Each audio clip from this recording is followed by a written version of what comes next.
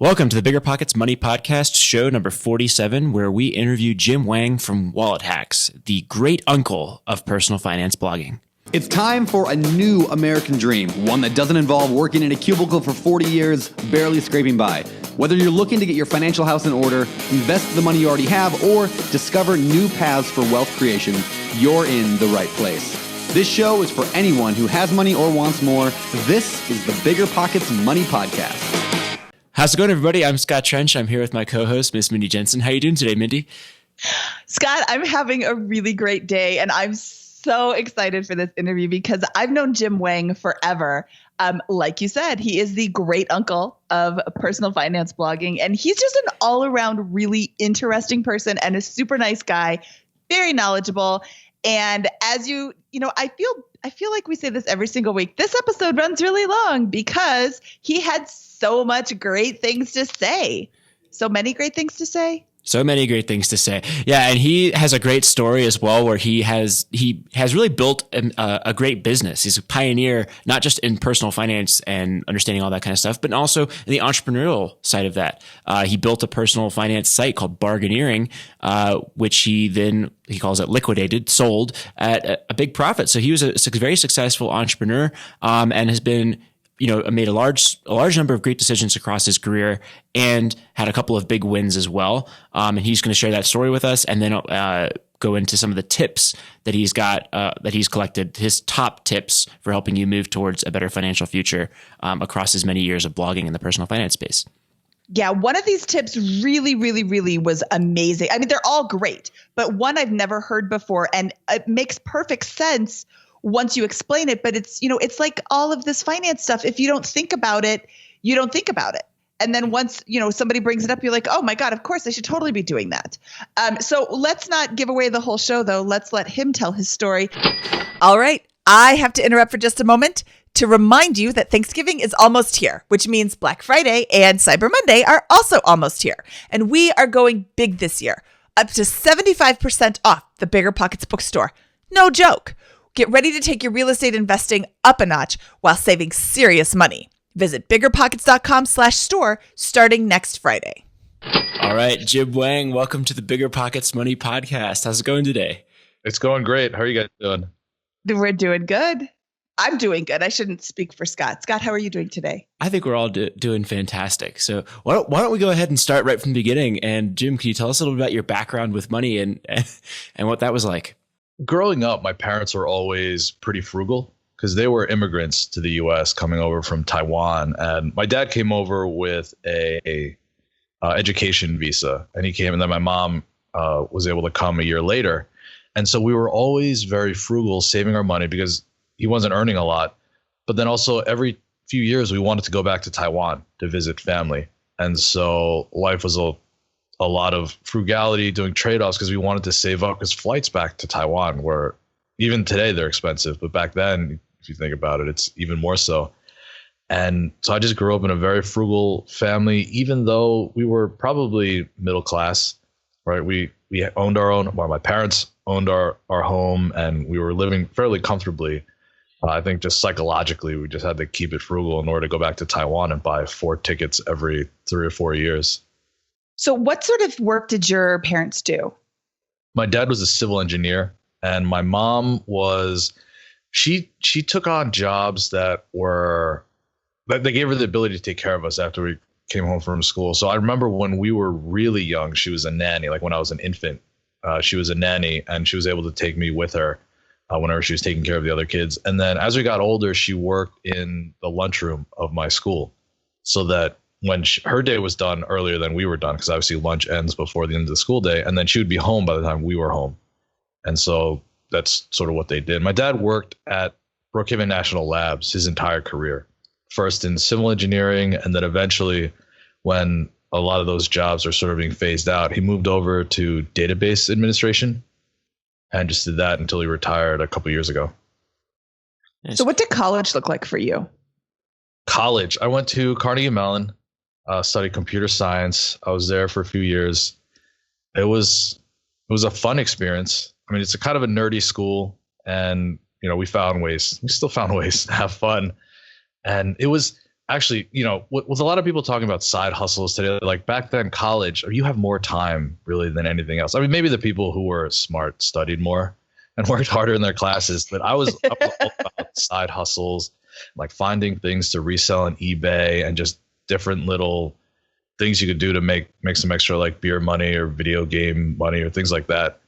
And my money journey of just about that creativity and tapping into that probably started around college. Do you have any like specific big wins that you remember from those side hustles? Yeah, there was. So this might sound a little weird, but before they outlawed playing poker online, before they outlawed the financial transactions supporting playing poker online, I actually gambled a lot online. And by that, I mean, so I played poker a little bit and I realized I wasn't particularly good at that because I just didn't have the patience to wait for good hands. Like I knew what I was supposed to do and I would just get bored. But so alternatively, what we found out was that a lot of these like shady online gambling sites, what they would do is they would give you money if you deposited money, and you just had to put into play like a multiple. And in the beginning, the multiple was like 4x. So you deposit $50, they give you $50. It's 100. You have to put 400 into play, and then you can withdraw all the money after you put enough into play. And eventually, I think smarter people over there realized the number 4 times wasn't enough. And I kept doing that. We were making thousands of dollars. Eventually, the number became 20x, and at 20x, it was no longer profitable to run these little sort of hacks or whatever side hustle gambling. I was playing blackjack. You didn't have to play optimally. Like I knew a little bit. I had like the little cards because you're playing on the computer. You're not at the table. So you just had the little card that told you what to do. And your goal was to not lose money, right? You just, whatever you put in, as long as you lost less than what they gave you, then you'd come out ahead. And you didn't need much. Like in college, if you got $50, like that's a huge windfall. But we were getting to the point. I remember this one time. This is horrible. But I put $1,000 on a hand of blackjack. My God. I lost it. And I felt sick. It didn't feel like I had only put maybe $50, $100 into it, and it had just run up so much. I was like, why not? I might have been drinking. I don't know. It was not a very responsible decision. But I did it. I was like, this is horrible. I'm never doing it again, until the next time it happened again.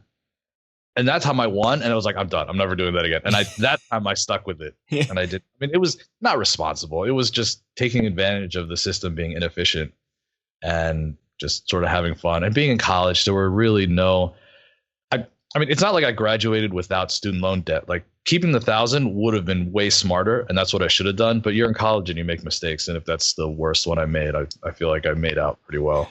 Well, so what was your financial position like coming out of college then?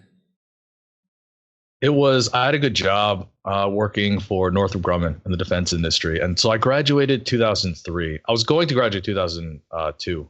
And that with a computer science degree, I'm thinking, I'll be pretty good. But that's right after the dot-com bubble burst. And so I stayed an extra year to do graduate school and then started working in the defense industry. It was a good job. It was a stable job. I moved to the DC area, rented an apartment with a friend, and I didn't have too much in savings. That's student loan debt, but at 3% at the time, it didn't seem, I think it was $30,000 in debt, which 30,000 student loans it feels like a lot, but it's not compared to say even 10,000 in credit card debt. And so, I felt like my position was pretty strong, and I just kind of tried to grow it from there. When did you kind of begin seriously pursuing the creation of wealth or accumulation of assets? Like when did that kind of happen in your career? What's interesting was, so I started my first personal finance blog around 2004, late 2004, 2005. And that started to earn a little bit of money. And that was the first time I got the sense that I wasn't forced to stay on a track for my career, for life in general. I'd grown up, my parents were strict, but they were very open-minded and very much like you go to school, you get good grades, you go to a good college, you get good grades, you get a good job, you live your life, support your family. That's sort of the mainline track. And I saw my parents do it, and we had a very good life. We still have a very good life. And, I thought this is the track that I'm on, and I'm totally fine with it. Then I start working, and I'm working in this very large organization. The defense industry is enormous, like billions of dollars, hundreds of thousands of people. And I thought, oh, this is what I'm supposed to be doing, and I'm fine. Then I start writing this little blog, and my friends are like laughing at me, like, how's your little journal diary going? I'm like, yeah, no, it's going great. Like, I'm learning a lot. Like, I started because I wanted to understand, like, all right, so this 401k, well, IRAs, what am I supposed to do? And it started to earn money. I'm like, whoa, this is sort of like off schedule. So this is all extra money. So that extra money went towards paying down student loans and all that. I'm like, oh, this is great. Then I started making more, and I realized that the track that I was on was like the safe track. I was just walking on a safety net. Now, granted, it's maybe not the right perfect analogy for it, but I realized like I can do this life, and it'll be a very good life, a very stable career, provide for my family. Like, it's good. But here's this other thing where as you're accumulating more income and assets and you start investing, it starts to grow far faster than, what you can earn at a job by just adding more hours and whatnot. I realized like the track is fine, but there's this whole other thing that you could pursue if you have the support structure in place to do it. And so that's why I decided to go in that direction. And for the first few years, if anything went badly, I could have gone back, right? I'd gotten, the right security clearances that are, harder to get. And so I could go back and go do the job again, as long as I didn't get too far out of the industry. And I decided to go for it. So this other thing that you're pursuing, you're talking about financial independence and not having traditional employment anymore. Yeah. Just like the whole entrepreneurship route. And because I know financial independence, there are, a bunch of different routes, and entrepreneurship being one of them. I think I stumbled onto entrepreneurship and then discovered financial independence and the fact that you don't have to get all the things that they say you should get, that marketing has taught you that you need to be happy. So how long were you working before you figured this out? It looks like you got your job in 2003. Did you go straight from college to Northrop Grumman? Yep. Okay. Yep. And then you started your blog in 04, 05. What was the name of that blog? Bargaineering. That's right. For some reason, I'm thinking it's Wallet Hacks, but that's the new one. It's the new one. Yeah. Bargaineering doesn't exist anymore. If you try. Bargaineering.com. Yeah. Yep. Oh, well, it doesn't matter because it doesn't exist anymore. Yeah. So I'm sorry, Scott, were you going to say something? Oh, I was just going to ask, if you started in 2004, 2005, when did you leave your job? So I actually left Northrop to go work at Booz Allen about 3 years in, because for a lot of jobs, to get a big bump, you either have to get promoted or you move to another company. So I did the move to the other company, and I worked at Booz Allen for about a year and a half before I decided I was going to do the bargaineering as my main gig. That was 2008. It's actually when we got married too, which was convenient because that meant I could go on my wife's health insurance, which is, probably, it's a big problem. It's a big headache to sort of overcome. Yep. Working for yourself. So what did that look like? What did that entrepreneurship, was the site producing revenue at the time? Were you feeling comfortable with that? What were the financial circumstances that allowed you to move into full-time entrepreneurship besides the healthcare? It's a lot. So, in your book, Scott, you wrote about the sort of the financial runway. I think that's the term they use. I had the same exact thought, that this site was earning an income. It was essentially replacing income I would be earning into the future. And so I told myself, if I had a number of years saved up of income, then I would just try this. And I bought. So this side income bought years of full-time work. Except now, instead of doing that side income stuff from 7 to 11 at night, I could do it from the 9 to 5 during the day when I'm the freshest and been able to think the best and be creative. So at the time, I don't know the exact numbers, but I had probably 7 or 8 years of runway that I built. Like, I needed that much. And I remember talking to my dad. I was like, hey, Dad, I'm thinking about quitting my job to go do this blogging thing full time. And my dad was like, are you sure? He said nothing. I was like, are you sure? And I was just like, I was, until you asked me the simple, are you sure question. I was like, oh, so my plan was, I bought myself a number of years. If it works out, that's great. If it doesn't work out, I can go back.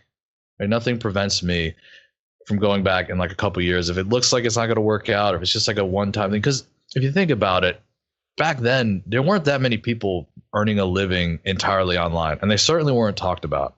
They weren't in like the newspapers or whatever. And so, you didn't really have a model to say, oh, well, that guy did it or that girl did it. So it's easy. It's not easy, but it's possible. Just sort of like a guess. And so, it's worked out. How did the you said it was 2008 when you made this transition, you got married and transitioned out. How did the market conditions affect this? Were you kind of riding high on years of gains that kind of helped support your financial runway, or were you like, hey, the market's actually going down right now and I'm still able to support it and it's still conservative for me to go do this? Yeah, so I didn't have a lot invested by 2000 because I was saving it all. A lot of it was in cash because I thought I needed this as a runway. If it doesn't work out, then I need to get access to it. I don't want to put it into any sort of, I might have put it into some like 1-year CDs just as like a holding pattern. And so when the market actually went down, I started accumulating a lot because, I have this pile of this, emergency fund or career emergency fund, whatever, this pile of cash, and the site was generating income. So if it's generating income, I need to find a place to put it. I started putting it into the market, which has turned out great because I managed to accidentally buy on the low when you're supposed to, always constantly on schedule, dollar cost average, whatever. But by luck, because I was comfortable with the cash cushion, I could then contribute more from the cash flow of the business.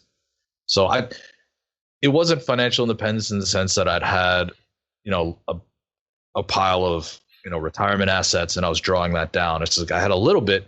I'd aggressively saved into a 401k at work, and that felt good enough because that was my retirement. And I didn't put more because I felt as if I was ahead of schedule. And if I'm ahead of schedule, then I don't need to be applying more. I can wait. You don't really lose much by waiting a couple of years to see. I felt like this was sort of a turning point in my life, this decision, and I wanted to give myself as much flexibility as possible. So if things went bad, I didn't have to liquidate anything. I could just draw on a cash reserve. So that's what the picture looked like. Well, I just like this kind of concept. And, when I comment on it, that you saved up this money, behaved financially responsibly for a period of years out of college in your career, and accumulated a large amount of cash, but weren't necessarily investing that aggressively in the market. You were building up a financial cushion for yourself.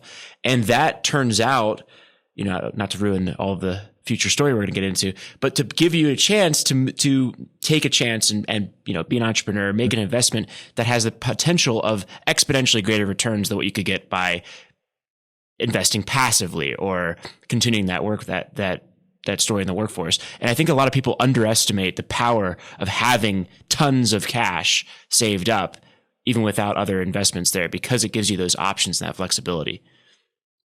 So I think if you know what you're going to do for the next 20 years, then you want to invest that money. Like if you're following a track, if you need flexibility, it's kind of like buying a house. If you believe that you're going to be in an area for 20, 30 years and you want to set down roots, then yeah, maybe buying a house is for you. But if you're transient, moving around every few years, then you should wait because there's no rush to do either thing. You just have to just make a decision on what you want to do. Yep. I mean, there's so many people out there who are like big spreadsheet nerds who I'm going to here's my 20-year plan. I'm going to put this much in every year. This is going to be my annual raise. I'm going to follow it to the T. And that's great. That'll probably work, but you're locking yourself into a 20-year journey when you could, after 5 years, take a huge lump sum of cash and a little bit of passive income and go ahead and take a big shot and maybe accelerate that journey by a decade or more if you're able to get lucky and maybe have a little bit more fun doing it. So anyways, what did you do with how did your entrepreneurship journey go with bargaineering? It was good. Just grew the site, kept growing it. Personal finance community, like everybody else, was growing their sites, and it got to the point where I was able to liquidate in 2010, and it was good. I don't know if the large cash cushion. It's funny, like anything else, you don't know what the different factors are that go into a particular success, and there are going to be so many. But having a cash cushion, it gives you. It's like insurance. It's like self-insuring. Yep. And you don't know how important it is until you need it. And I never needed it, but it also gave me that confidence to be able to push harder for what I wanted. I just kept growing it, and being able to work on it full time was great because a lot of creativity happens when you have downtime and you can like walk around and think, and you're not trying to force yourself to find a solution. And in a business where the path forward isn't 100% clear, you need that creativity to find sort of the areas to go into. And I think going full time was extremely helpful. And having the support, whether it's that cash cushion or, you know, family and friends, the ones that weren't making fun of me, was good. You know, what did your wife think of this when you said, "Hey, I want to quit my job"? Was she like, "No"? She was. So I quit before she was my wife, technically, and then we got married. We actually, my last day was the Friday before we got married. And when we talked about it, so she had seen the site like grow and grow. And originally I'd said, oh, it'd be fun if this paid for one vacation a year. And this was before kids and the vacations were not particularly expensive. I was like, oh, it's just great if we just have a little extra money and we could play with and have fun and not have to be responsible with it. And we jokingly to this day will say, oh, it'd be fun if this paid for one vacation a year. And now it would be like an absurd vacation, which is good, but you know, it's just a funny phrase that we say.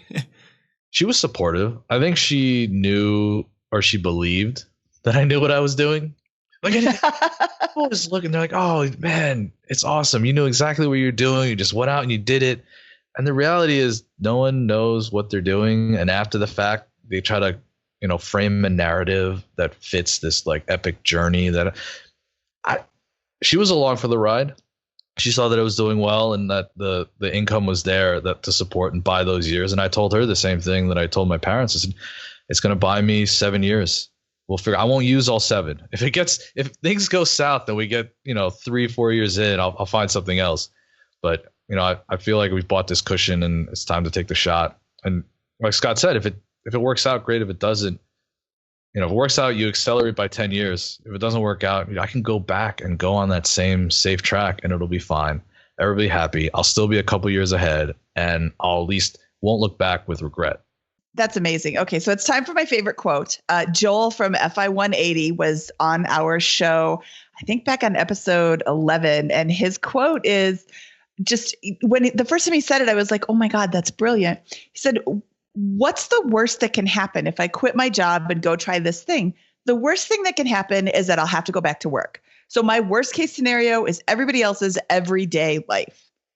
I like how you added to it now with, you know, oh, at least I tried. I'm not going to have regrets.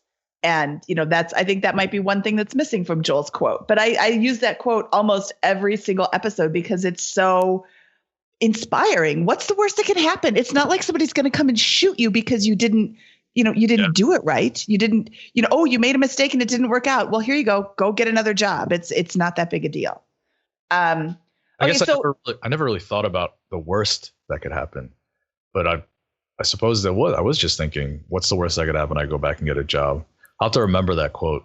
Yeah, it's fantastic. Joel from FI 180. I always feel like I need to attribute him. I'm sure everybody listening has been hearing that and kind of sick of it. Let's move on though with your story. This isn't the Joel from FI 180 episode anymore. This is the Jim Wang episode. So you've been writing about finances kind of forever. You know, some people call JD Roth the godfather of blogging, but I would certainly say that you're at least the great uncle if JD Roth is going to be the godfather. He's just he's not that much older than me, but just a little bit. Jim said that, not me. So let's look at some of the top tips you've learned about getting your finances in order that you've learned over the years of blogging.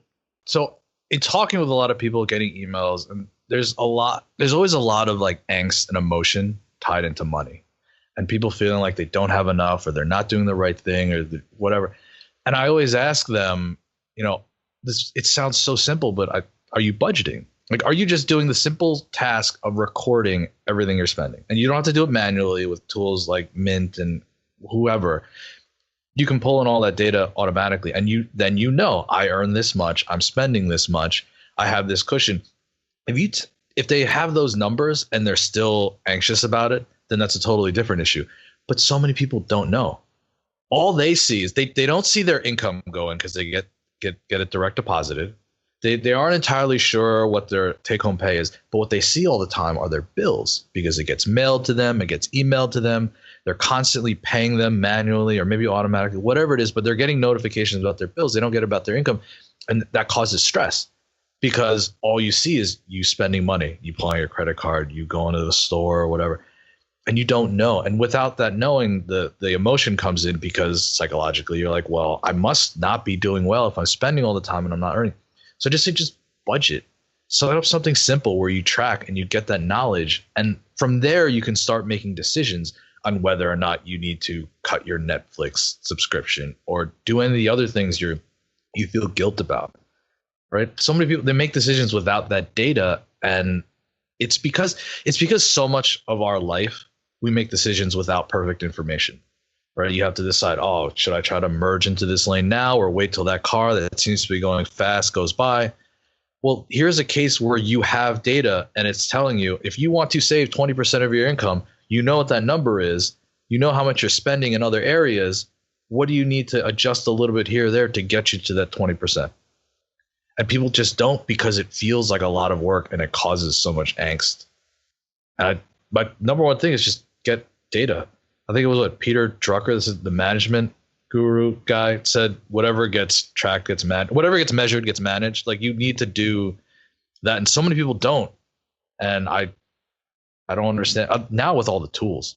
Like, I can understand if you don't want to track down every penny, but now everyone should be doing it. What's your favorite tool for doing that? So I think you should use whatever is simplest. I know a lot of people like Mint because you can tie it all in, you can break up transactions, you can do all that. Personally, I use Personal Capital because it has an investing portion to it that I like a lot. And our finances are beyond the point where we need to track every transaction, but it has that. It doesn't have forecasting and planning. So if you want to do something so the first step is just to track all your expenses. The second one is to sort of adjust your budget so that, let's say you're not saving enough and you want to make these changes. Things like you need a budget are good for, establishing, I want to spend X in these different categories. I want it all to fit, move it all in. I looked at every dollar the other day because Dave Ramsey is pretty popular, and it's an easy tool to get into, but it's free if you don't pull in transactions, if you want to do it manually, but then you have to pay. I think a lot of them you have to pay if you want to get the automated transactions, with the exception of Mint. So you said a minute ago, people think that it's going to be a lot of work and that's why they don't do it. Let's go starting from zero. I've never tracked anything before, and now I'm going to start tracking it. How much time do you estimate it would take to start up? And then how much time do you think it would take to just continue monitoring it once you're already set up? Let's use your favorite Mint. Your Personal Capital. I mean, either one, they do the same thing in terms of tracking. If you're starting a budget, I would recommend Mint first because it has better budgeting tools. You just go in and you link up your credit cards and it starts pulling it in automatically. Then you know your total spend. You could start, it's pretty smart about categorization, but sometimes you have to adjust that too and play with that. But I don't know how long, it kind of depends on how many credit cards you use and how many bank accounts you need to link up, but it can't take more than 15, 20 minutes. Yeah, I use Mint personally. That's how I track my finances, and it's very easy. You just you plug in. You literally take your login, your username and password for each of your credit cards and your bank accounts and any other investment things you want to put in, and then you're done. It just ports in all the transactions every month, and then you have to spend a little bit of time adjusting what this expense here labeled, my local liquor store is called Sportsman's, so it's not athletic gear. In spite of me thinking that, I have to adjust these expenses to what they actually are. But then after that, it'll pick up pretty quick, and you're good to go. And so it maybe takes 5 minutes a month to literally have every transaction categorized appropriately. And then I'm a huge nerd. So one thing that Mint doesn't do is it doesn't give me a month by month breakdown of spending across all my categories over time. So I have to download that into an Excel spreadsheet and play around with it more. But that's more than most people. But Mint is perfect for all this. It just aggregates all that data into one really convenient place. And I think it's just a fantastic starting point. And it's fast. It doesn't, like Scott just explained, minutes. And you have data that you didn't have before, that you had trapped in your head in bits and pieces. Mm-hmm. And that you assign probably a lot of emotion and if you feel that way about your spending.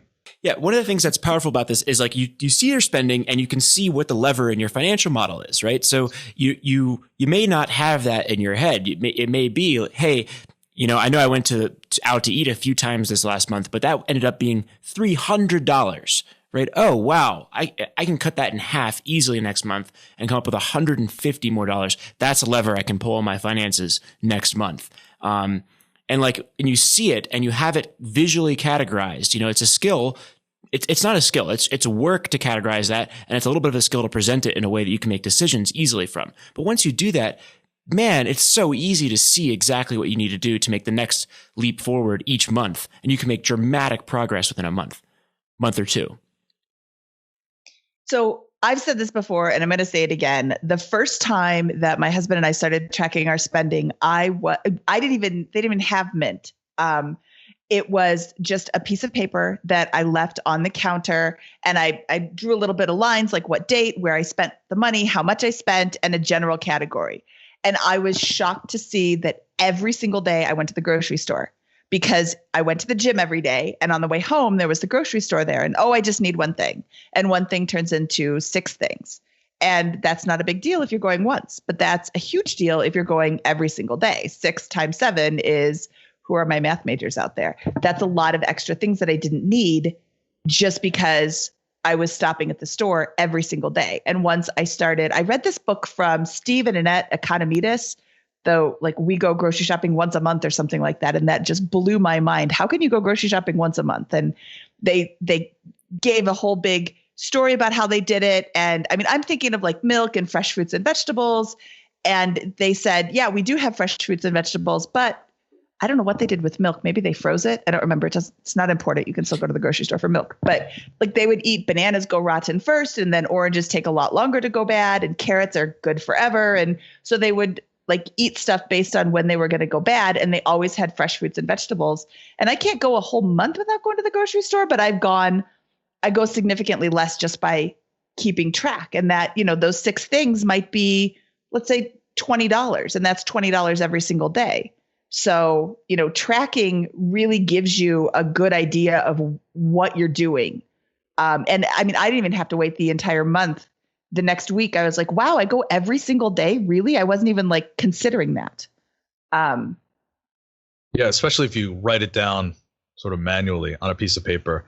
I was doing it when I first started doing it. My friend sent me she called it a budget Bible. And it was just spreadsheet. You just entered in the different, it was very basic. Every month you just entered in all you entered in all the transactions and then had to do everything manually. It was not that much fun, but I was young. And so I had a lot of time and I wasn't spending a lot. It was going to work and then going home, then going to work. And then I realized how much I was spending going out to lunch and happy hours. I spent a lot on happy hours, just after work, just going. Sportsmen. Yeah. And you start adding it up and you're like, oh, you know, you go, you have a couple beers, you're like, oh, $15. It's like, oh, it doesn't seem like a lot. And then you realize how many times you go. And then you're like, oh, that's not a good idea. I should maybe I'll just cut one of them out. You slowly like adjust your habits and you're like, let's go do something else. You can find other fun things to do. It's just easy after work to say, hey, you want to just go to the bar? I'm like, yeah, sure. Go hang out. But there are other fun things you can find. But writing it down, it's hugely important. I don't think enough people do that because they're so busy and whatnot, but just getting a pen and a piece of paper, it's huge.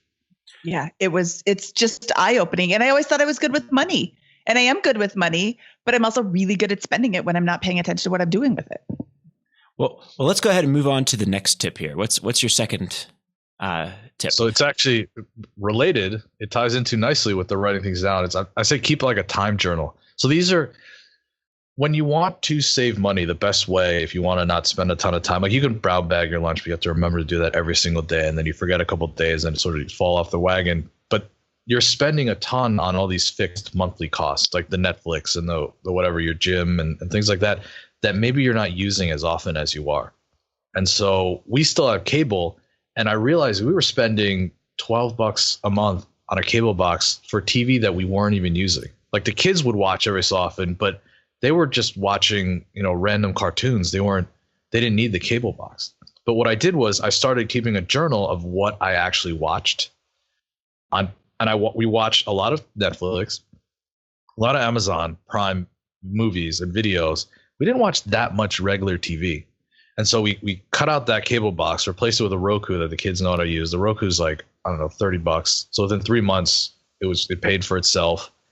And just that simple act of writing down, now I can make decisions. It's data driven. Now I can decide, all right, I only watch live TV really for sports and nothing else. I should be able to cut this like $100 a month. I don't know how cable got to be so expensive, but I can cut this $100 a month bill. And really, what am I giving up? Sports? How often do I watch sports? Well, if I look at this log, I can find out. The gym. Now, I go to the gym enough for it to be worth it, and our gym is cheap. But a lot of gyms, you can go a la carte. You pay like $10. I think our gyms, you can pay like $10 or $15 to go whenever you want. And there are some gyms that are charging like $150 a month, and people are going not at all. If you write it down, it kind of hurts if you aren't going enough. But then it's like, well, I could just pay a la carte, and then I don't have to be paying this monthly fixed fee all the time. And it happens with, any bill you can think of. Every single gym owner right now is saying, shut up, Jim, shut up, Jim. Jim Wang, not the gym member. Wrong name. Shut up, James. Every one of them, because that's how they make money, is they know you're not going to come. You sign up in January for their ridiculously low price. Then it goes up because you get like the 1 month the 1 month free, and then they're billing you every single month for you not going. There's something like 10% of all gym memberships are actually used, and 90% of people never ever use it. So when they go to the gym, if everybody were to go to the gym, there would be not enough space, because literally they have all these people that never ever ever come. And what's funny is, our local gym's run by the county. And they have maybe 4 or 5 of them spread out across the county. One of them closed for renovations for like 6 months. All those people came here. First of all, the number of people in the gym didn't grow by that much. It wasn't like suddenly there were hundreds of people. No, it went from like 40 to 80. It was miserable. You had 40 people at that time, because people, you go on a habit, right? You go on like your Monday, Wednesday, Friday, or Tuesday, Thursday, Friday, or whatever it is. And so you see the same people, and then suddenly there's a whole batch that at that time. And they're always way more athletic than you, and it's terrible. Yeah. You always have the handful of like enormous guys that take like all of the 45s, and they stack them all on. The problem is when there's only 1 or 2, it's fine.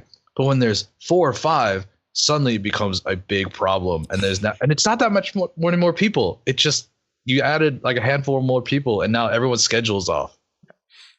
Two additional points about the time usage journal that I think are interesting to discuss is, one, aside from just tracking, what you need to spend money on, I think you can also, where your time is going, that's your other major resource that you can do to kind of move toward financial freedom, right? And sometimes it's a surprise to see how much time is wasted, and not that you could be just redeploying in a different way that could either make you happy or be a profitable use of time, versus time you're just like, that was a complete waste. I could have done something way better and would have felt better about it. And then second, I think you can see some things that may seem like large expenses that maybe aren't large expenses. Like my computer, for example, I spend 8 hours a day on this thing, maybe more sometimes. Even though it's my most expensive item I'll ever own, or at least expensive item of its size, car, that's a pretty low dollar per hour item, I think. And I don't know if maybe I had a conversation with you at one point about this that gave me that kind of way of looking at things. Is that something that you kind of use this to analyze your purchases?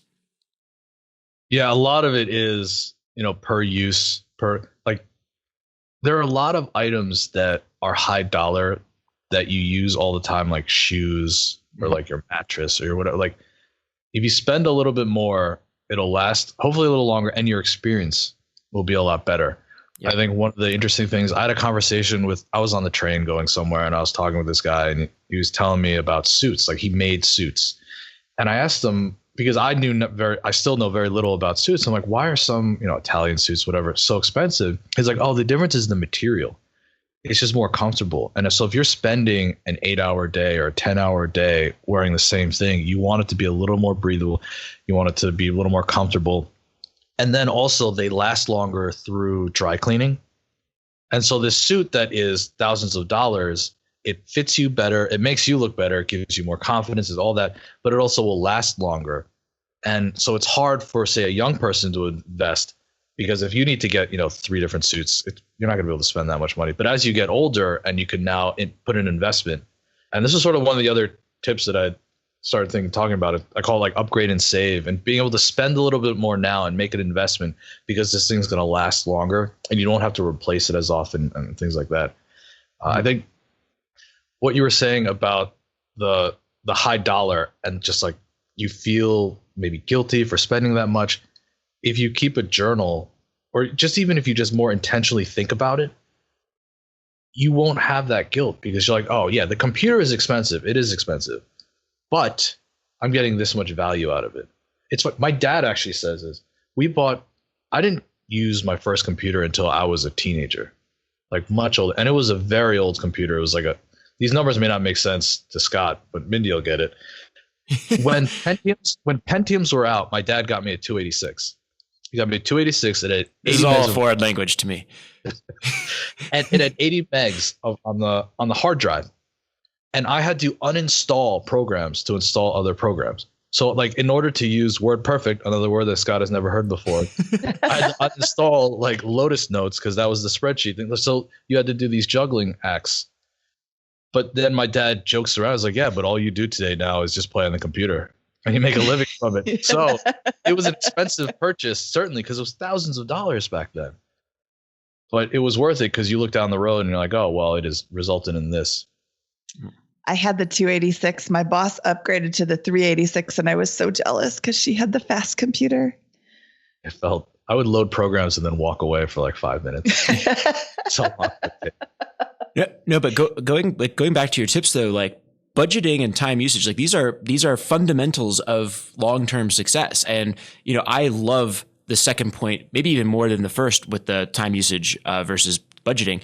I have actually personally kept a log of this is how nerdy I am.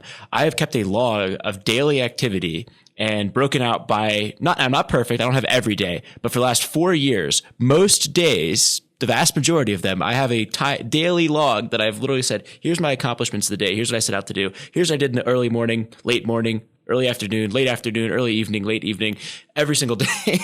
For years, I just have them all stacked in my thing. And I think it's been really, really productive and helpful for me in budgeting my time and making sure that I'm using it either towards something that I just enjoy or that is a profitable use at that time. Can you think of one thing that you've learned from that, maybe recently or something that stands out? We asked the questions here. I want to learn Wang. too. Yeah. One thing I've learned from that, whenever I shy away from that, I tend towards really, like for me personally, like if I just don't have anything to do, if I take a vacation and don't do that, or it's a weekend and I don't do it, I will just binge on something unproductive the entire day, like video games, or sometimes it's nice, like I'll read a book or whatever, but I'll always come out of a period without refocusing myself, feeling like I didn't work out, ate unhealthy, all that kind of stuff. So I think that's, for me, I need to structure and coach myself in order to get things going along. It's like a time cheat day. Yeah. Yeah. No, hey, I mean, budgeting, that's why before all the different tools, I think budgeting is hard because you have to constantly write down transactions and then it's sort of a cognitive load and you're tired and you don't feel like doing it and then you fall off the wagon. Mm-hmm. And like anything else, maybe you need a break, but with the tools now, it'll take care of it for you. Maybe you don't look at it every single day and you give yourself a break, but it's still powerful stuff just to maintain. Yeah. When you're getting into the habit, I wouldn't recommend taking a day off because it's so easy to just like not do it the next day either. But this time usage journal, I think is brilliant. I have never heard this before. And I read a boatload of blogs and, I'm kind of in this space. But that's really, really brilliant because I'm not using my gym membership either. Although I just signed up for a half marathon. So I guess I'm going to be doing that. And it's getting cold, so I'm going to have to run inside. Are you laughing at me, Scott? No, yeah, it's a little bit, yes. I did not get my current body by working out. I will fully admit that. I'm okay with that. But yeah, if I had kept a time use journal, I would have totally gotten rid of the gym membership.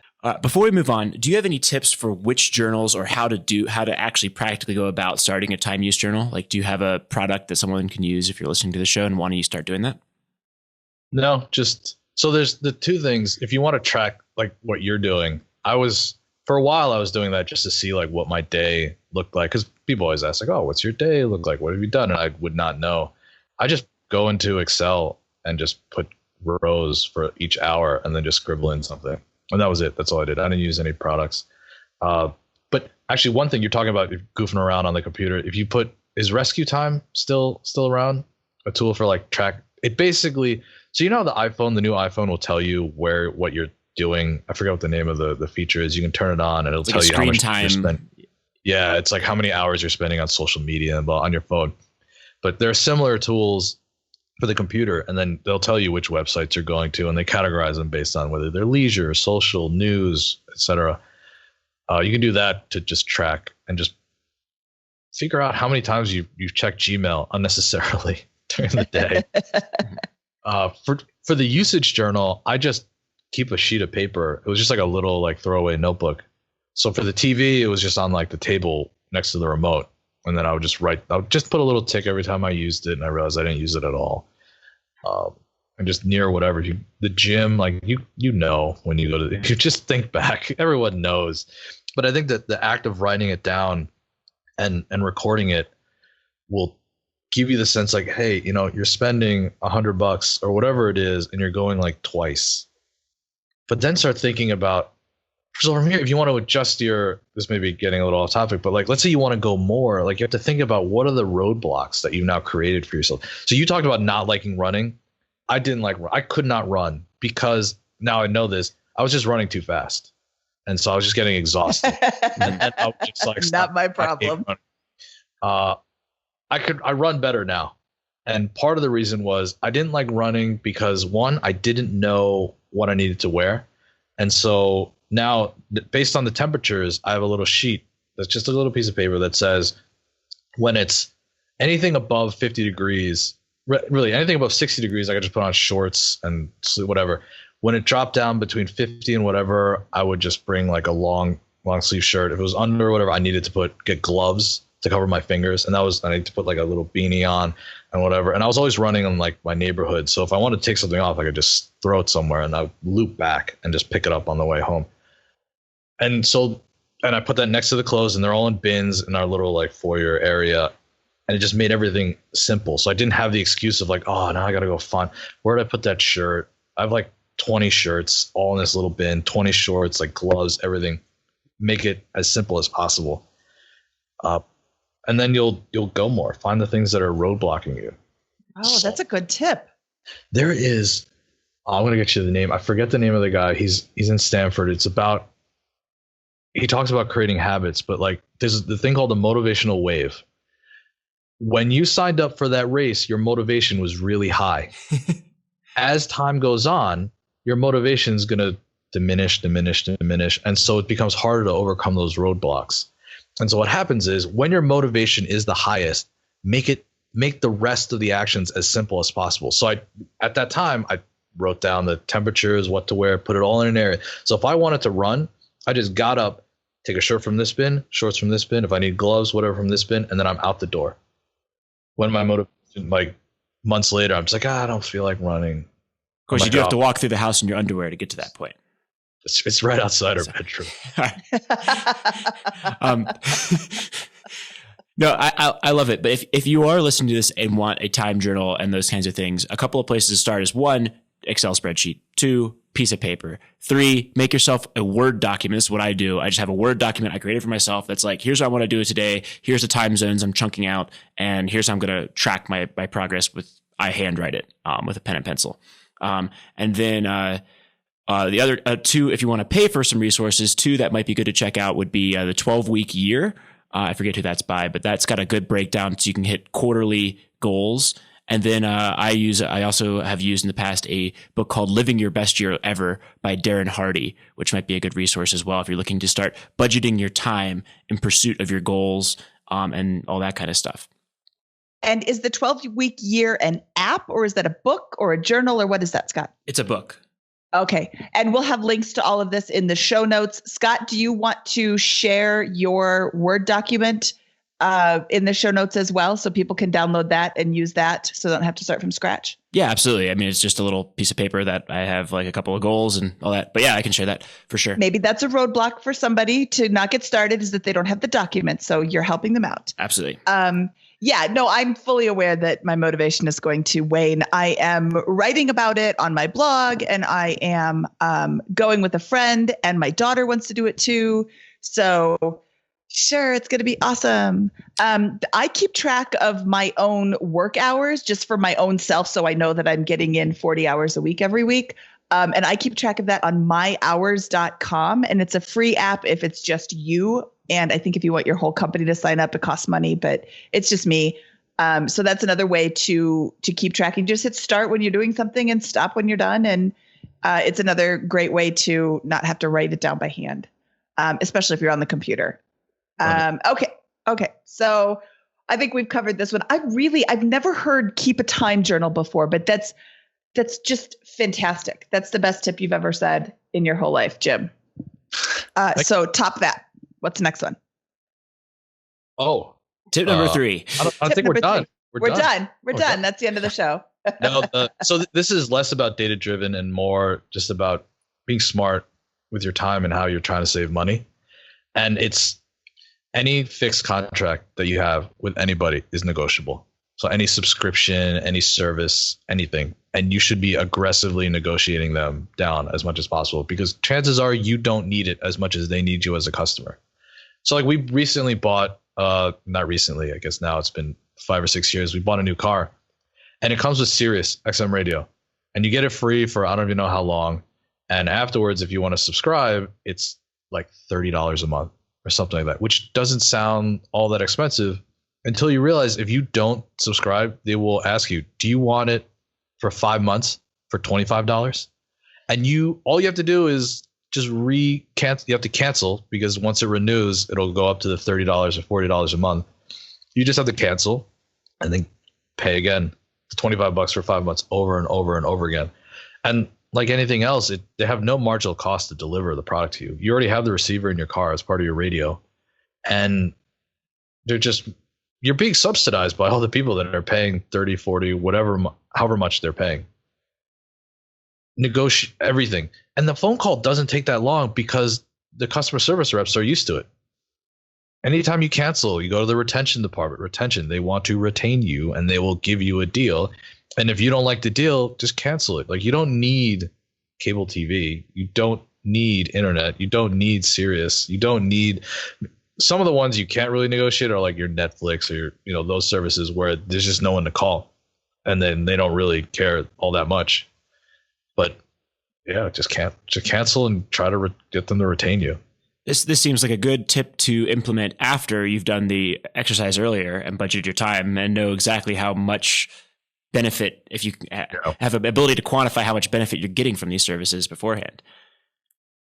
Yeah, like we weren't using Sirius. Like we don't have it now. Even if it were $5 a month, we don't get Sirius in the car because we don't listen to it. Most of the time, we're listening to like these little kids science podcasts that the kids like to listen to. And so like podcasts, you just download them at home or even just when you're out, and they just listen to that, and they're far happier. They don't need 90s on 9 or 80s on 8 or 20s on 2.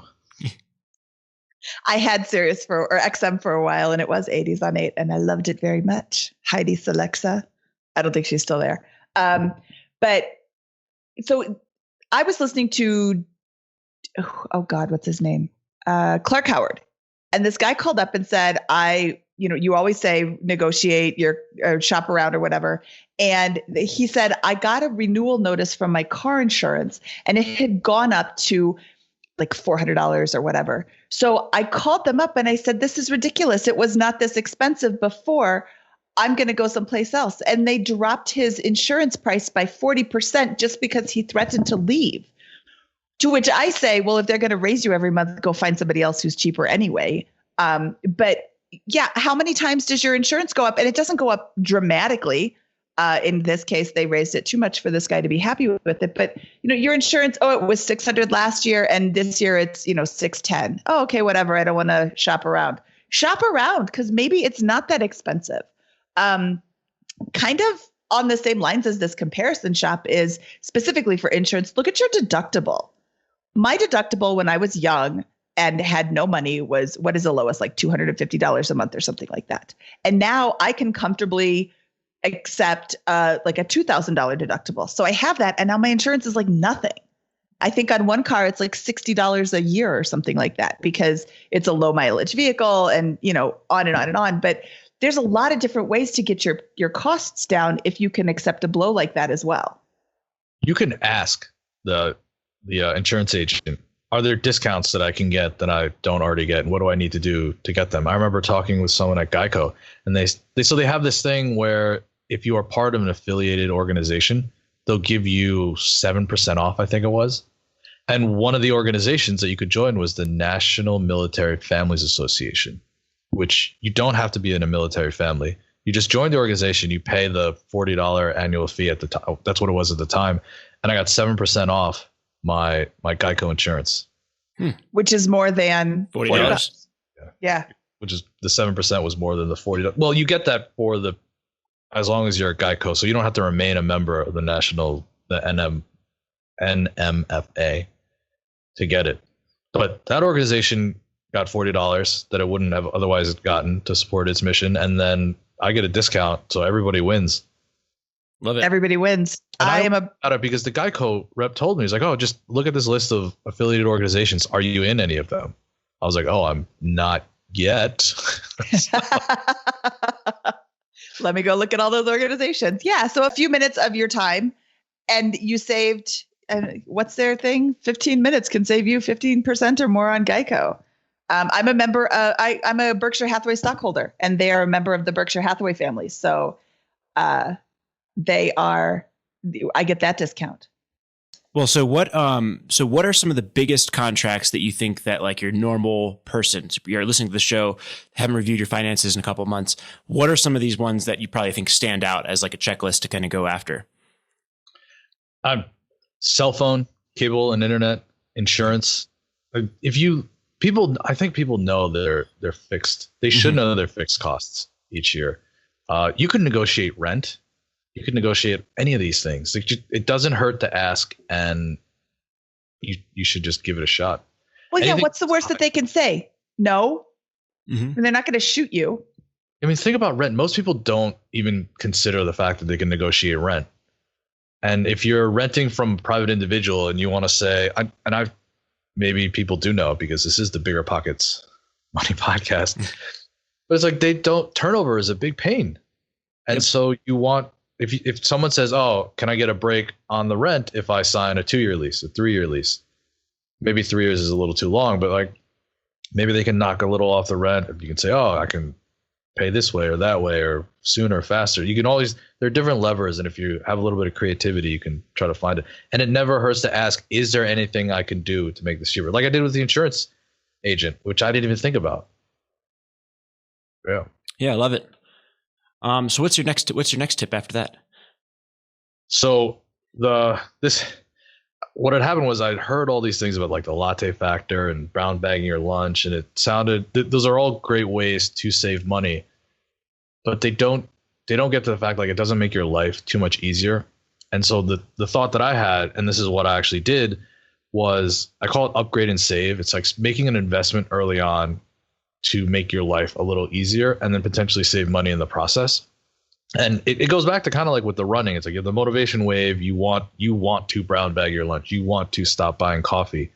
What can you do? Maybe that means investing in a Keurig and having coffee that's like instantly available when you wake up, as opposed to a drip coffee maker, which is the most economical way to do it. But you have to remember to fill it with water, make sure you have enough coffee grounds, make sure you have the filter and program it, because it's not ready in 30 seconds. It's ready in like a minute and a half.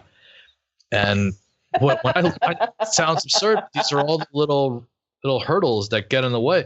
So what happened was we tried like an espresso machine somewhere, and Nespressos, they're just pods, and each pod is like 40 or 50 cents, but they make great espresso coffee in what feels like literally like 30 to 40 seconds. and there's no preparation. If what you need is that like caffeine in the morning and you just to get going and to skip the line at Starbucks, get one of those machines that costs money. I think it costs brand new. They're actually really cheap now. It's like $80, which is not, zero. It's not as cheap as a drip coffee maker, but it's ready. And you will never have the excuse of like, oh, I forgot to program it. I'm just going to go stop by Starbucks instead of like fumbling and figuring out how much water do I need for the whatever scoops of coffee. And it sounds silly, but if you make a lot of these investments up front, like if going to the gym is a pain because you don't have like the right shirts or you don't know, just buy a couple of shirts, buy more than you need, throw them in so that you're never thinking, oh, I want to go right now, but I can't because the clothes that I would normally wear are in the wash. And it'll save you money. It's counterintuitive because you have to spend a little bit more up front. But I mean, just look, if you do the math with just coffee alone, it's really easy. And you don't save everything. Like you say, it costs hundreds of dollars to get coffee every day. You're not going to save all of it, but you don't need to save all of it.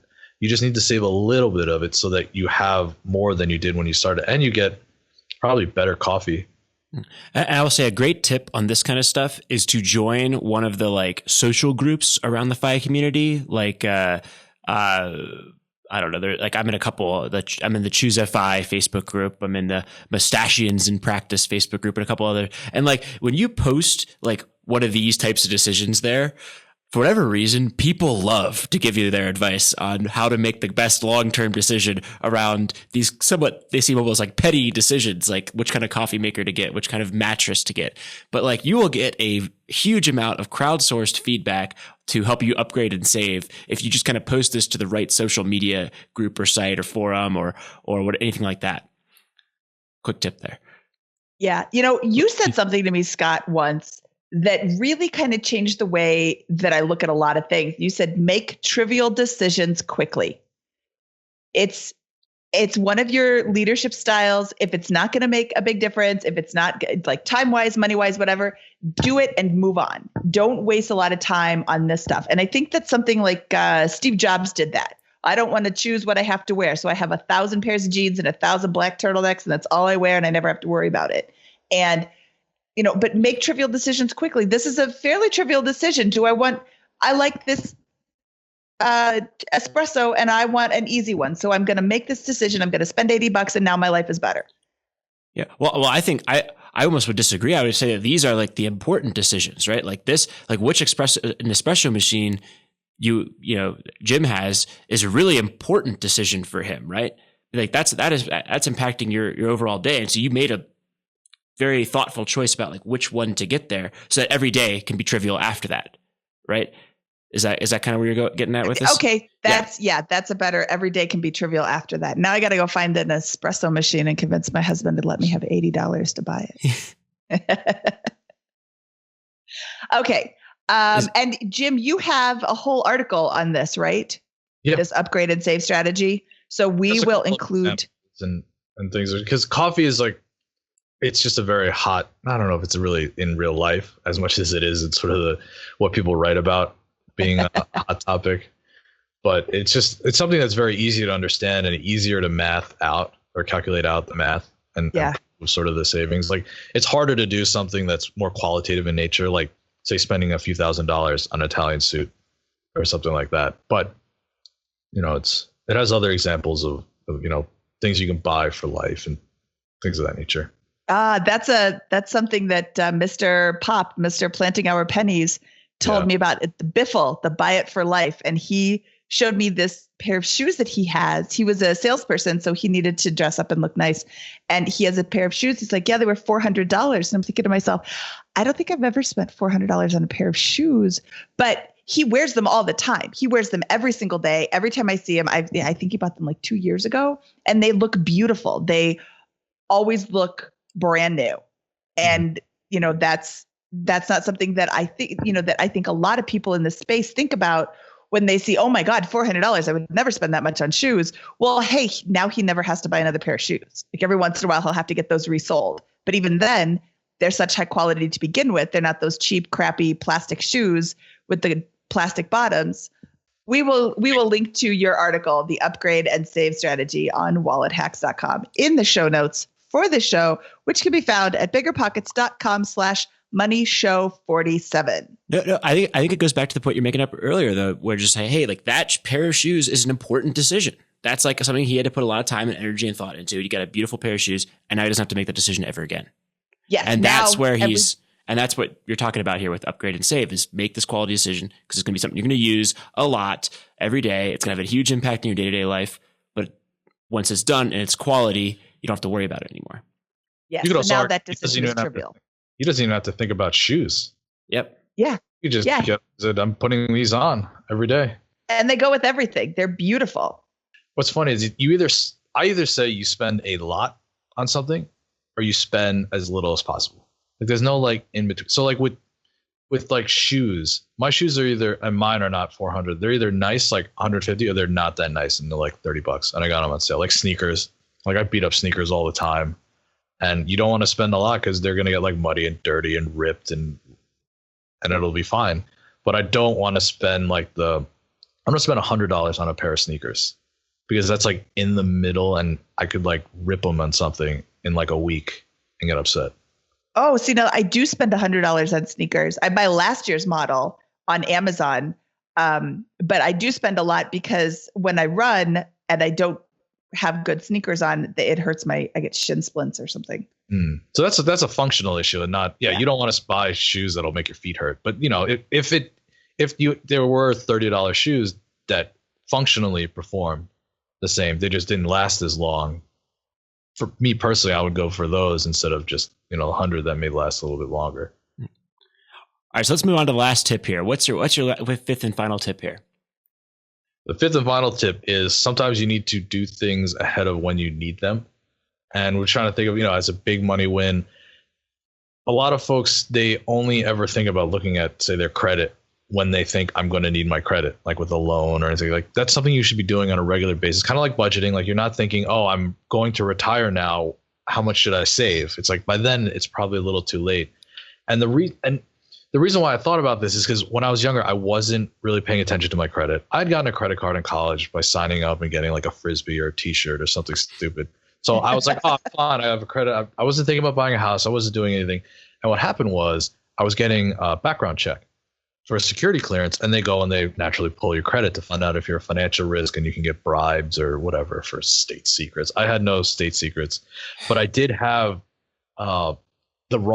they had somehow listed a cell phone in the wrong address because Jim Wang is a fairly common name.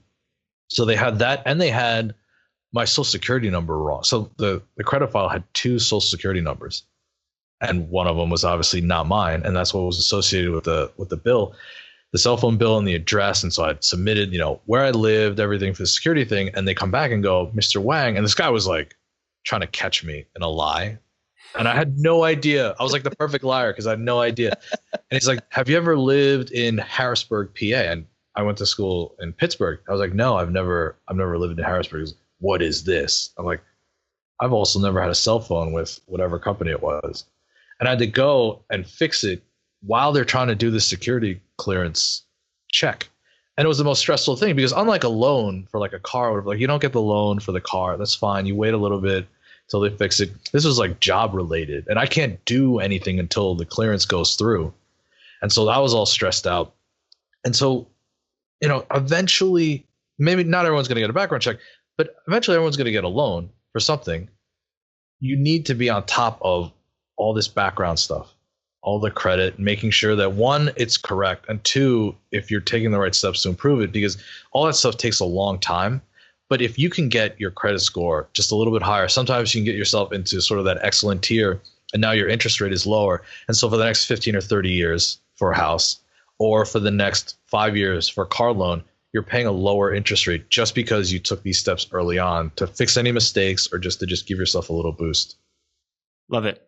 And even if you have even if you have a very bad score, you can make a dramatic improvement in like 6 months to a year if you just take the right steps, get current on everything, start paying them off, and are smart and do some research ahead of time about what's going to have consequences and what's not, based on how you approach those bad debts and that kind of stuff. I think it's exactly right. Get this right before you go get a loan and are saddled with the consequences. And if you have to wait the 6 months to buy a new car, like you can probably try to figure out a way to do that if you're going to save money on your monthly payments for that card just by waiting a little bit longer. Yep. Yeah. And so I want to share now annualcreditreport.com. The government has decided that you have access to it once a year for free. The credit reporting agencies, the three big ones, have to give you this for free. Experian, Equifax, and TransUnion will give you their credit report. And a company might report only to Equifax or only to Experian. So your credit report is going to be different from each one. And each one only has to give it to you one time a year for free. Most of the big companies will report to all three or at least two of them. One thing that I have seen recommended is that every 4 months you get a different report. So instead of getting all three in January, you get, Experian in January, and then 4 months later you get Equifax, and then 4 months after that. So you're still monitoring your credit all year long, but for free. Yeah. And another good tip is if you're looking to do this, go to creditkarma.com or, and Mint. Mint will give you, we talked about Mint earlier in the show. You also have a soft credit report, credit number, credit score on Mint. But Credit Karma is like a great resource that will kind of give you some information on the accounts outstanding, all that kind of stuff, and give you kind of some suggested ways to begin tackling that. So if you're worried about credit or want to improve that, that's probably a really good place to start alongside getting these other reports. They'll give you a number. Most of the time they give you like a Vantage score. They'll give you a credit score that isn't necessarily the official of FICO, but I view it sort of like your temperature, where if it goes up or down and you don't know like drastically, it might be, and you didn't like open a new credit card, you didn't do anything, miss a payment, that might be an indication that something's going on and you might want to dig a little deeper. Yeah. And I want to piggyback off of that. I was going to say they give you a number that isn't necessarily like the exact number, but let's say they give you a number of 715. It isn't like your real number is going to be 400. The 715 might actually be 695 or 725. It'll be in a range. And, 1 point doesn't make a big difference on your score. It's, the big swings that really make a difference. Yeah, and they're just good resources for beginning to improve your situation if you're starting out and maybe have a bad score and want to improve it. Jim, this was fabulous. This really exceeded all of my expectations. I knew you were awesome because you are the great uncle of blogging. Is that what we're going to officially call you, the great uncle? Great Uncle Jim. That's a good one. Before we get to the famous four, is there anything else that you want to cover? No, I think we touched on it all. Yeah, I think it was a pretty good overview of all of this. And I want to point out that while this was really awesome, and I loved the keeping a time usage journal, that's a new tip I've never heard before. I hear a lot of the same tips over and over again because this is what works. Keeping track of your spending isn't necessarily fun, and like ripping off the Band-Aid, you have to really take a hard look at what you're doing. But if you want to make changes in your finances, you can't keep doing the same thing. So that is just a really, really awesome tip. The time usage journal blew my mind. That's fabulous. And now I'm going to go home and see how much time we're watching on TV. I do need the internet. I'm not going to be able to cut that, but I still did get a really good deal with that. So, okay, now it's time for the famous four. These are the same 5 questions we ask all of our guests. We don't have a little jingle. The last one is a command. It's not a question. I'm sorry. These are the same 4 questions and command that we ask everybody. Question number 1, what is your favorite finance book? Favorite book is The Millionaire Next Door. I think when I read it, it really like opened my eyes, because up until that point, I always thought millionaires were like rock stars and musicians, like they were always famous. And I think that book told me that actually the world is much bigger. And just because it doesn't get much press or anything, it doesn't mean that it doesn't exist. Meaning the people that are diligently saving, or they're smart about investing, or there's just so many different ways to build wealth. And it's not always something that you're going to be able to see. And it's totally possible just through very boring principles if you're willing to stick with them. And it's just, I really enjoyed that book. And it's like not hard to read. It's like all a bunch of stories, and it like unveiled a whole new world to me.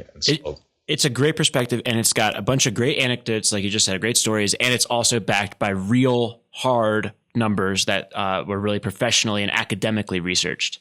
So classic book there. Yeah. And it's an easy read. You can put it, next to your bedside table or put it in the bathroom if you want to talk about that.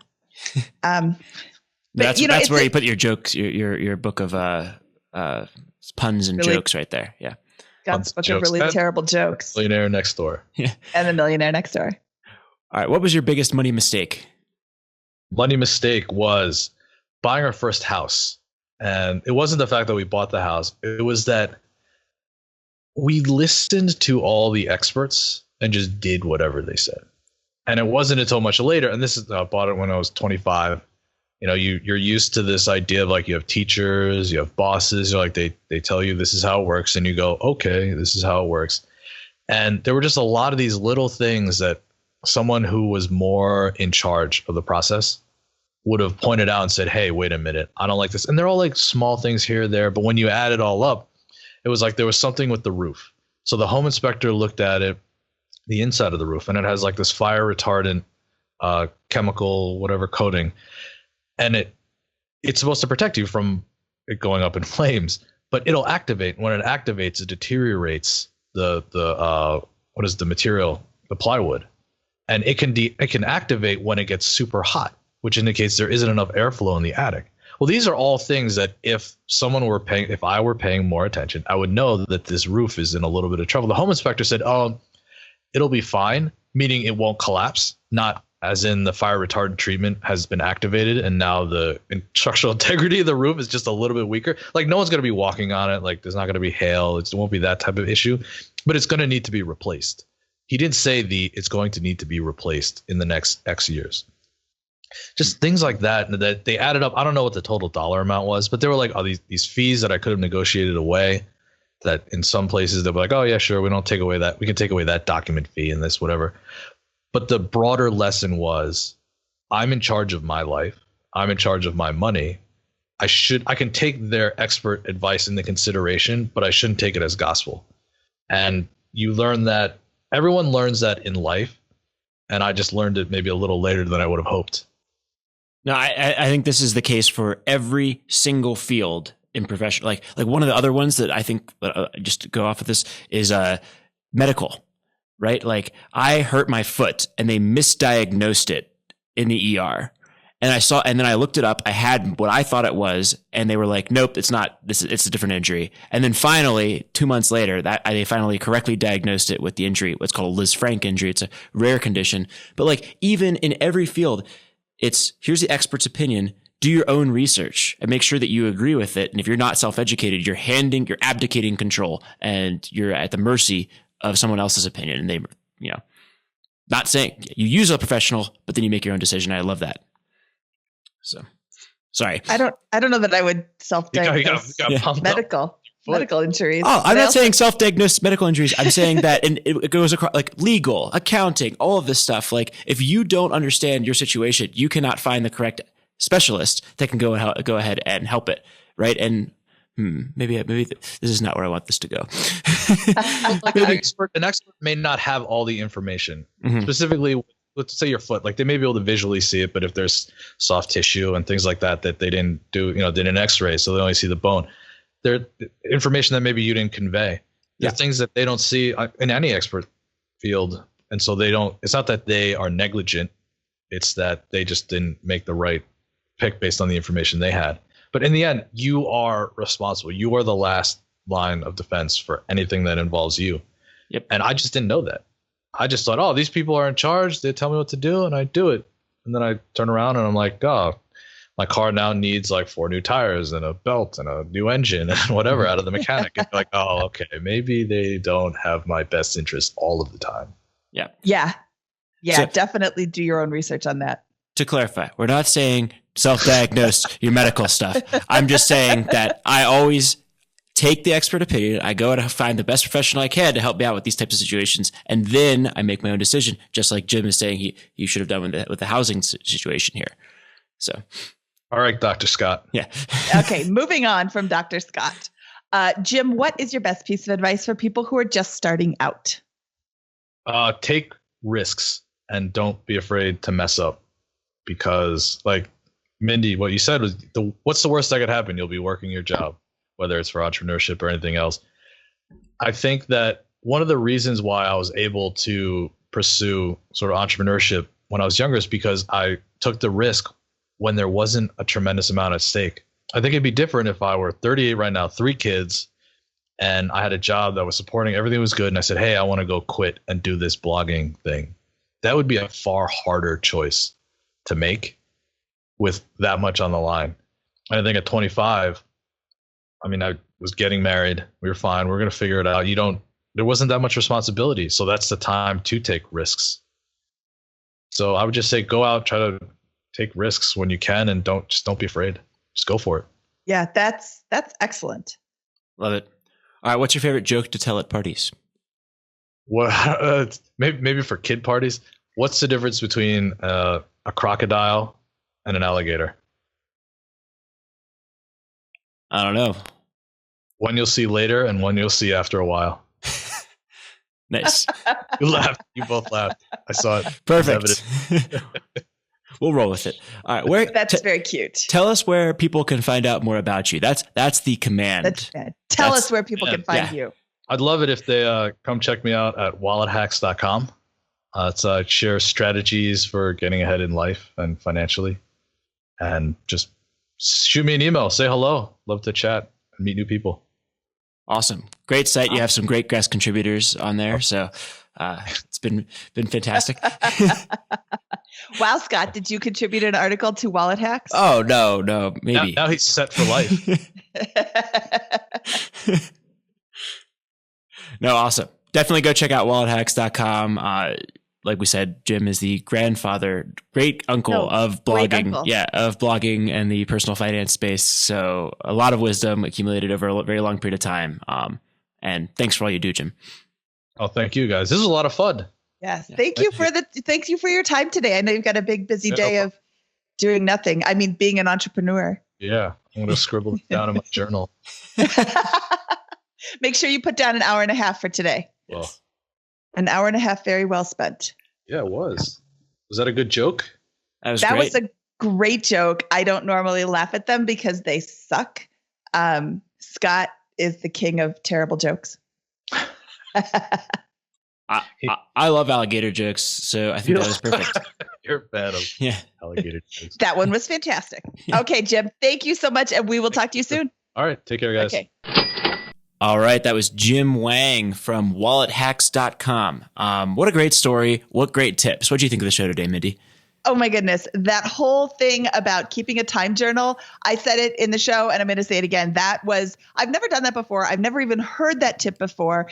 And you don't know what you don't know. And that didn't even occur to me to do, but I'm so doing it. And, it didn't come up while we were discussing it, but I think the Waffles on Wednesday couple had an article about making your own spending journal. You could very easily make your own time journal using a Google document or a Google form where you just fill out, okay, this is what I did and this is how much time I spent doing it. And that puts it all into a spreadsheet so you can look back at it over the month. And you can see, wow, I really do watch Netflix all the time. Or, hey, I could probably never, ever watch Netflix again and be okay. And that's just a really great way to, get your finances even more fine-tuned. Yeah, I love it. And this is a practice this is something that I practice regularly and have for years. And I've found it to be to a great advantage for my pursuits that I've been going after, and just keeping a track of my time. Not exactly in the same format as Jim. I just list my accomplishments out and schedule out what I want to do in 6 periods that I bucket throughout the day: early morning, late morning, early afternoon, late afternoon, early evening, late evening, and try to make progress or spend that time happily or help somebody else. And if I'm not doing one of those 3 things, I'm wasting time, which is just like wasting money, although worse. So I will say, and I think that you and my husband both fall into this category a little bit, it's okay to take time for yourself. Mm-hmm. It's okay to read a book or play a video game or, whatever. Take a few minutes for yourself. I don't necessarily think it's the best choice to play video games all day long, but if you've gone hardcore for a huge chunk of time and now you want to have a downtime and you choose a whole day to play video games, go nuts. It's not the best choice, for your whole life, but it's okay to take time for yourself and accomplish nothing and do nothing. And that's not a waste of time. Some mental downtime is definitely necessary. I love my video games, and I do not consider that a waste of time because I am happily engaged while I do that. What is a waste of time, for example, is scrolling the news for an hour, while not getting out of bed in the morning, or, being on Facebook and getting lost for an hour. Like, those are the kinds of things that this will help cut back on, and you can deploy that to more productive and happier use. Yeah, that is true. Okay, Scott, shall we get out of here today? Yeah, let's get out of here. Okay, from episode 47 of the BiggerPockets Money Podcast, this is Mindy Jensen and Scott Trench, and we're leaving.